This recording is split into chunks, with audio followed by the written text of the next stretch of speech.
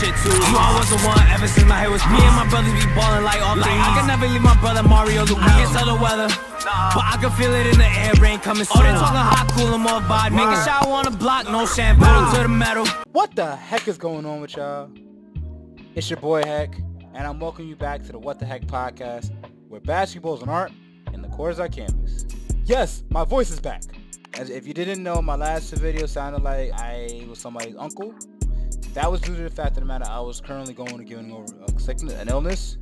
I'm fine, I feel great, and I'm ready to get back into this action. So in this video, we're going to be going over Karl-Anthony Towns dropped 44, 13, and 2 assists against the Miami Heat. Karl-Anthony Towns is the New York Knicks' newest acquisition. I want to see how is he finding his groove and finding his flow within the offense, because he's going to be a major part or major piece of the Knicks if they are going to make the championship run as we are expecting them to do. But with all that being said, don't forget to like, share, and subscribe, and let's get it, man.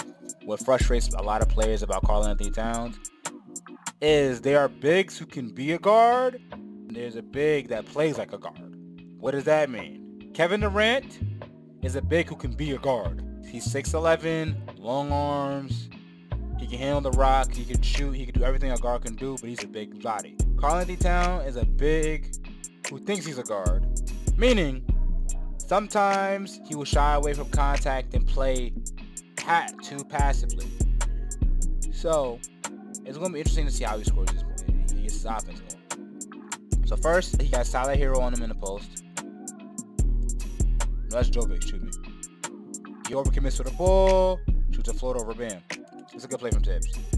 Hard passes the ball to Towns. He goes through. He sets a down screen for Jalen Brunson. Jalen Brunson receives a DHO from Towns.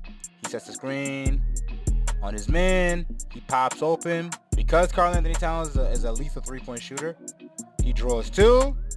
He gives it to Mikal Bridges. Good shot. High pick and roll. Towns sets the screen. That's Terry Rozier. There's a screen on Terry Rozier. He opens up. Bam is containing. What's supposed to happen? Jovic is supposed to pick up Towns and make Towns pass the ball to Hart. Now you got a 2-on-1 on this side. By that time, Terry Rozier should be able to close out to the corner, but Jovic doesn't pick up. Josh Hart cuts. He draws Jovic's attention, which allows Karl-Anthony Towns a wide open three. Get in the habit of cutting. Sometimes cutting does not open up the game for you yourself. It opens up the game for everybody around you. So remember that.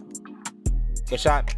Woo! Jalen Brunson loses the ball. He passes the ball to Towns. Towns does a jump hook. He's a bam. Is a little bit too close underneath the basket to block the shot. It's still impressive that he went up and grabbed this. But anyway, that's a goaltender. Passes the ball to Towns. Gets the ball back on the DHO. Does a screening roll for the ball. That's a back screen on Towns. There's another screen. Towns gets the ball in the mid-range. Good shot. I went over this in my Tyrese Maxey video. Check that out. Link is going to be in the description. Card's going to be right here. But I'm going to explain it again. Offensive rebound leads to easy, wide-open threes. Why is that? Because of how rebounding principles work. Either all 5 people are crashing the glass, or people are leaking out early. Same here. Karl-Anthony Towns fights, gets an offensive rebound, gathers the ball. He gets the ball to Josh Hart. Guess who's open? He's open from behind the three. He's open from behind the three. He's open from behind the three. Gives it that to Towns. Wide open, catch and shoot. Boom! Catches the ball. He sees the screen coming. He rips through. He takes 2-pound dribbles, spins over his right shoulder. Good lay.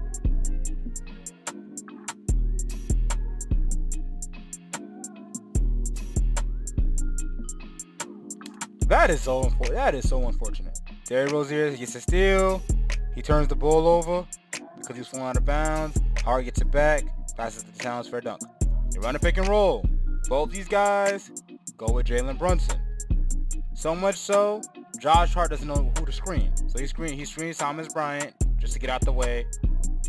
Jaime Jaquez is too short to guard this. Goes up to the cat. Good lay. Good dunk. So gets the ball in the post. Bump.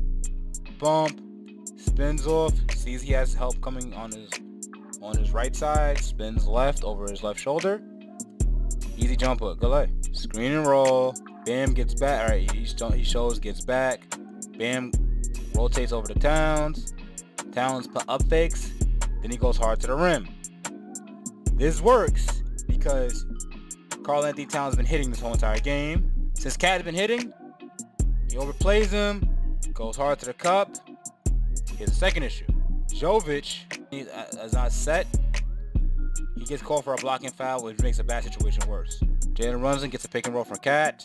Cat rolls, then he realizes there's no space for him. He decides to pop out at the last second. Jalen Brunson hits Cat, who's an open man. I can get on Tyler Hero for this. Mikal Bridges changed his jump shot.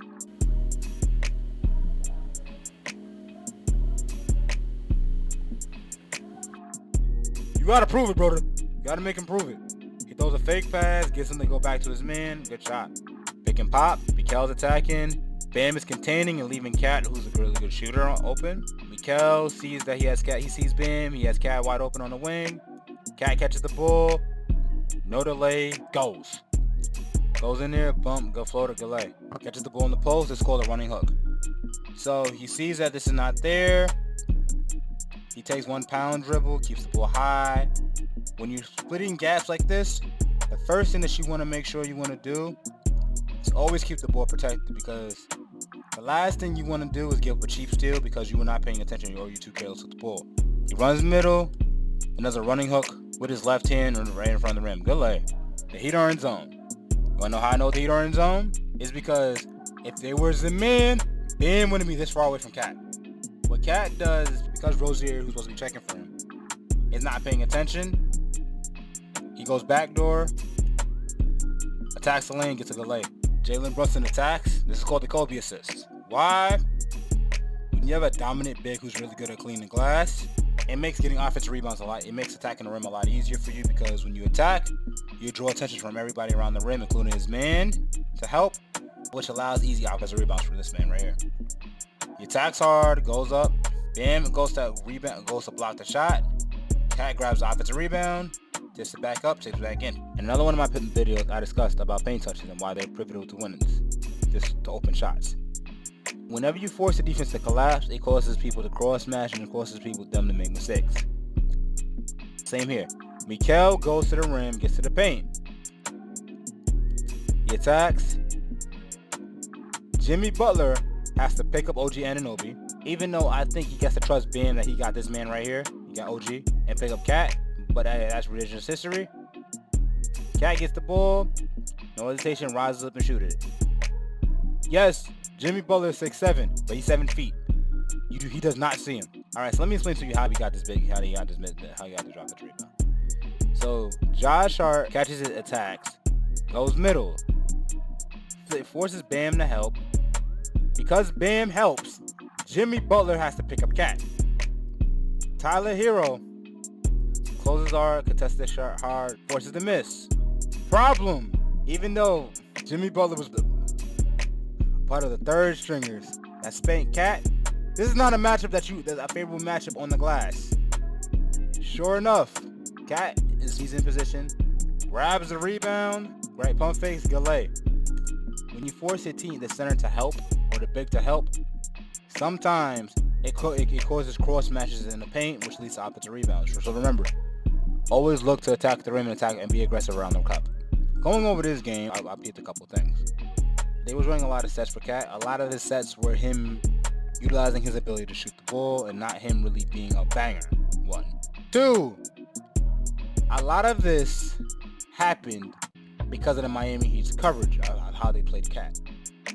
If you watch the game, they're having Bam playing drop on the pick and roll, and Cat can shoot, which did not make sense at all, and I felt that they made that adjustment way too late. And 3, I feel like Cat is a solid player. I don't expect him to drop 44 every night, but if he can sit there and do somewhere in the middle of this and get a calm 23 points, I generally believe that this Knicks team could make a deep playoff run. But hey, let me know your thoughts on the Knicks in the comment section below. With that being said, thank y'all for tuning in to the What the Heck podcast. Like, share, subscribe. I love y'all. I appreciate y'all. Y'all know the drill. We turn down.